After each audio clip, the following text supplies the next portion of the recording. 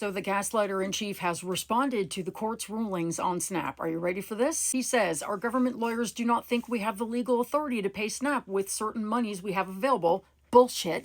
And now 2 courts have issued conflicting opinions on what we can and cannot do.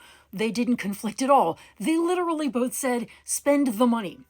I do not want Americans to go hungry. Bullshit. Just because the radical Democrats refuse to do the right thing and reopen the government. Sorry, just going to interrupt. Republicans have control of the House, the Senate, and the presidency. They can reopen the government all by themselves. They have asked Democrats for 7 votes to pass their continuing resolution, and Democrats have said, we will not give you those 7 votes unless you extend the premium tax credits for the Affordable Care Act so that our healthcare system doesn't collapse. That's what's actually happening here, but let me go back to reading. Therefore, I have instructed our lawyers to ask the court to clarify how we can legally fund SNAP as soon as possible. These rulings could not... I'm going to go find the ruling and read it to you. The only thing that the 2 judges disagreed on was whether SNAP should be partially funded using the $5 or $6 billion contingency fund, or whether it should be fully funded for the month using both the contingency fund and another fund of $23 billion that is also available. There was no other conflict. And in fact, the judge wrote, defendants' suspension of SNAP payments was based on the erroneous conclusion, meaning wrong. In fact, they were lying. They know damn well they were wrong.